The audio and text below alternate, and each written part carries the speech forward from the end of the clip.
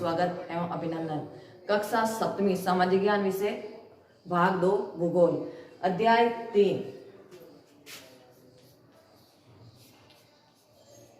अध्याय 3 है बदलती हमारी पृथ्वी।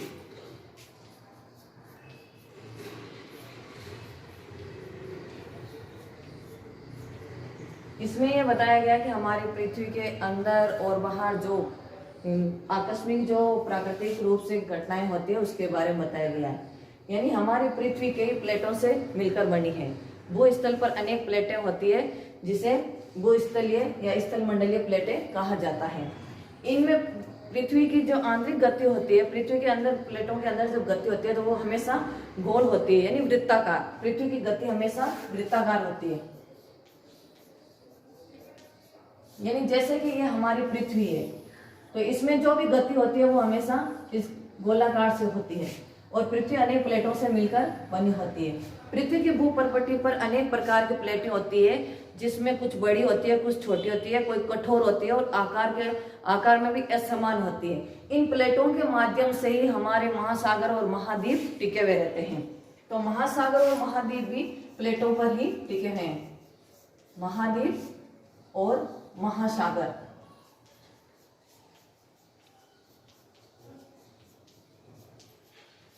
महासागर और महाद्वीप दोनों ये ही प्लेटों के ऊपर ही टिके हुए हैं। तो इस तरह से हमारी पृथ्वी के ऊपर अनेक प्लेटें होती है। ये सभी प्लेटों के ऊपर टिके होते हैं।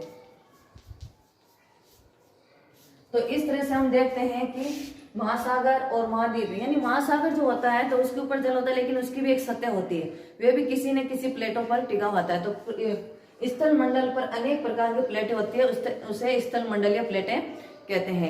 अब इसके ऊपर जो पृथ्वी की गति होती है तो पृथ्वी गति करती है तो वो वृत्ताकार करती है, यानी गोल गोल गति करती रहती है। पृथ्वी के ऊपर गति करने से जो बल होता है उसको दो भागों में बांटा गया है। पृथ्वी का जो बल होता है उसे दो भागों में बांटा गया है। पहला जो बल है वो उसे कहते हैं अंतर्जनित बल।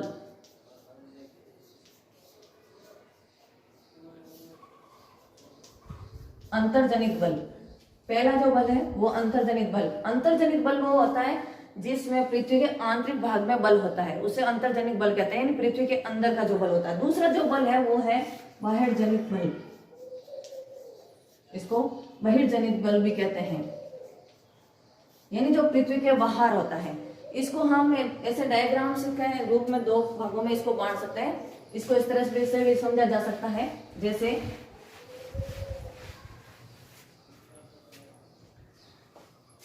जैसे पृथ्वी की गतियां।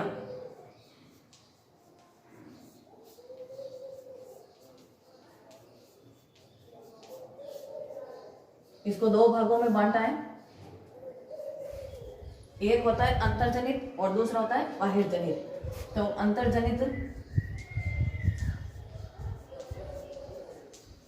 अंतर्जनित बल और बहिर्जनित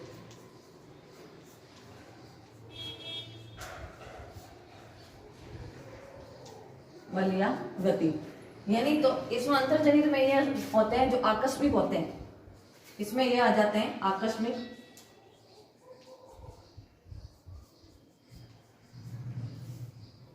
गतियां। तो इसके अंदर आएगी ज्वालामुखी,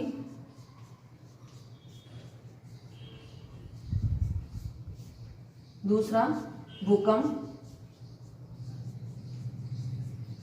तीसरा भूस्खलन,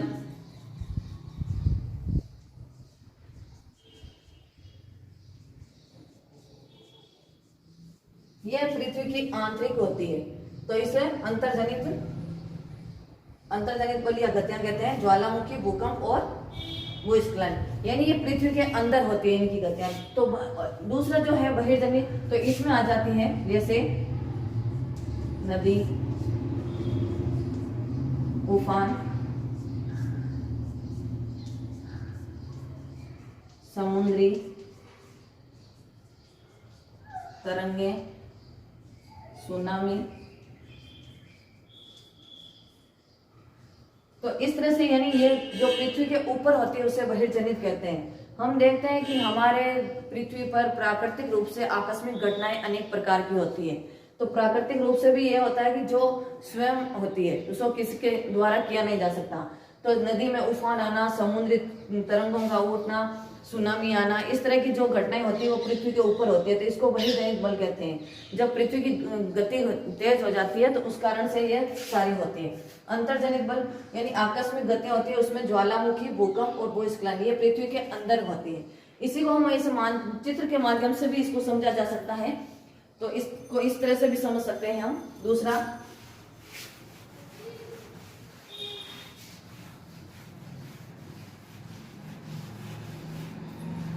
जैसे कि ज्वालामुखी,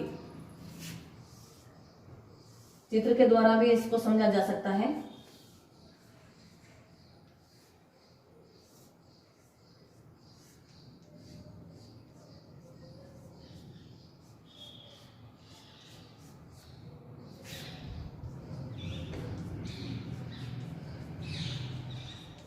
ये ज्वालामुखी यानी प्राकृतिक रूप से जो होने वाली आकस्मिक घटनाएं उसमें ज्वालामुखी प्रमुख होता है। तो इसमें सबसे ऊपर जो ज्वालामुखी का जब पृथ्वी के अंदर जब गतियां होती है तो उसमें जो पदार्थ होते हैं वो पिघल जाते हैं, और पिघलने पर जब पृथ्वी से वो बाहर निकलते हैं तो वो ज्वालामुखी होती है। जैसे हम इसको परिभाषित भी कर सकते हैं, यानी पृथ्वी की भूपर्पटी, पृथ्वी की भूपर्पटी का वह छिद्र जिससे पृथ्वी का पिघला हुआ पदार्थ बाहर निकलता है, तो यानी वो ज्वालामुखी है। तो इसको हम ज्वालामुखी की परिभाषा के रूप में इसको हम ऐसे भी बांध सकते हैं। तो ये सबसे हो जाती है पृथ्वी की परपटी, ये पृथ्वी की परपटी है। और यहाँ से जो ये निकल रहा है और बाहर की तरफ आता है उसे लावा, और सबसे ऊपर होती है गैस और राख, क्योंकि गैस क्या होती है ऊपर की ओर उछलती है, ऊपर की ओर उड़ती है, और राख भी उसके साथ में होती है। तो राख और गैस होती है मैग्मा। तो इसको जैसे पृथ्वी के पिघला हुआ पदार्थ या मैग्मा, इसको हम मैग्मा भी कह सकते हैं। मैग्मा जो पृथ्वी के अंदर गतियां करते हैं तो उस कारण से उसमें गति होती है और गति से ऊर्जा उत्पन्न होती है, यानी उससे गर्मी पैदा होती है। तो इससे ये जो पृथ्वी के अंदर का जो भाग होता है उसमें जो वस्तुएं होती है, जो पदार्थ होते हैं वो पिघलकर एक विस्फोट की तरह बाहर निकलते हैं, उससे ज्वालामुखी कहा जाता है। तो ज्वालामुखी को इस तरह से भी हम मानचित्र को देकर भी हम उसको समझ सकते हैं। इस चित्र में भी ये बताया गया ये निकल रहा है। तो पृथ्वी का ये जो बाहर लावा के रूप में निकलता है मैग्मा, जब ठंडा हो जाता है, ठंडा होकर एक परत के समान जम जाता है, एक चट्टान के रूप में बन जाता है, उसे आग्नेय शेल भी कहा जाता है। तो इस तरह से हम दूसरा भी हम देख सकते हैं, जैसे हमने ये ज्वालामुखी का देखा है, दूसरे इस प्रकार को हम ये भी देख सकते हैं कि पृथ्वी की जब गतियां करती है तो पृथ्वी गति करती है, तो गति के साथ में जब पृथ्वी गति करती है, पृथ्वी के आंतरिक भाग में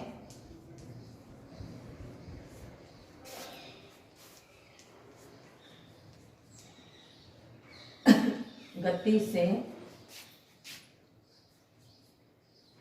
जो कंपन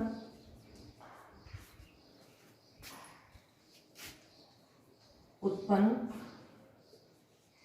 होती है उसे भूकंप कहा जाता है। यानी पृथ्वी के आंतरिक भाग में जब गति होती है तो उस कारण से पृथ्वी में कंपन होता है, तो उसे हम भूकंप कहते हैं। भूकंप यानी भूमि का कंपन होना, भूमि में कंपन होना, भू यानी भूमि और कंपन होना, तो उसको भूकंप का नाम दिया जाता है। तो इसको भी हम देख सकते हैं कि पृथ्वी के जिस भाग में भूकंप उत्पन्न होता है उसे उद्गम केंद्र कहते हैं। जैसे हम इस चित्र की सहायता से भी देख सकते हैं। और ये गतियां हमेशा बाहर की ओर निकलती है, यानी यहां से जैसे ये उद्गम केंद्र हो गया भूकंप का, ये भूकंप का उद्गम केंद्र हो गया।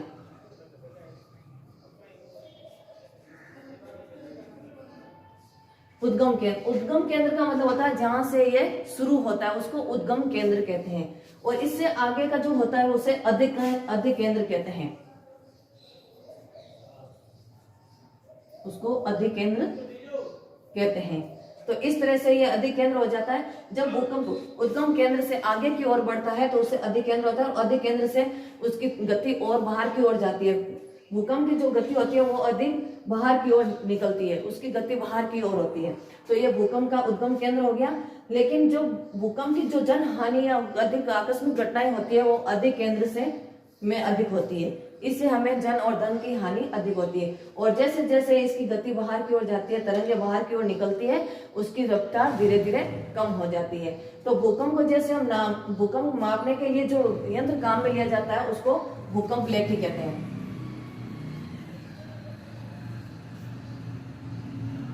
भूकंप मापने के लिए जो यंत्र काम में लिया जाता है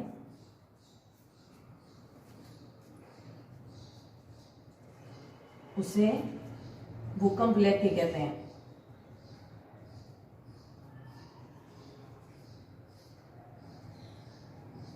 यानी जिससे भूकंप मापा जाता है उसे भूकंप लेखी कहते हैं। ऐसे ही भूकंप की तीव्रता नापने के लिए भूकंप की जो तीव्रता नापी जाती है उसे रिएक्टर स्केल पर नापी जाती है।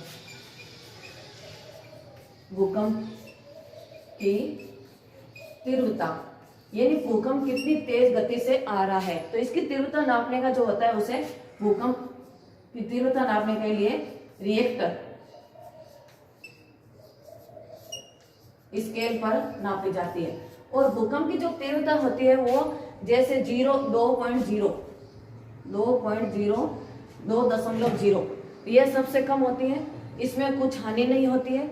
इससे आगे जब हम देखते हैं तो 5.0 इसमें कुछ हानि होती है। इससे भी आगे जब हम देखते हैं तो 6.0 इसमें जन हानि बहुत होती है, बहुत ही शक्तिशाली होता है। इससे आगे होता है 7.0 तो इसमें बहुत ही सर्वाधिक हानि होती है। जैसा कि हमारे भारत में 26 जनवरी भारत में आया था, 26 जनवरी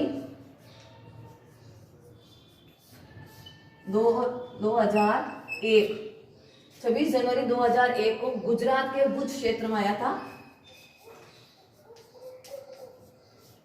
गुजरात के भुज क्षेत्र में जो भूकंप आया था इसकी तीव्रता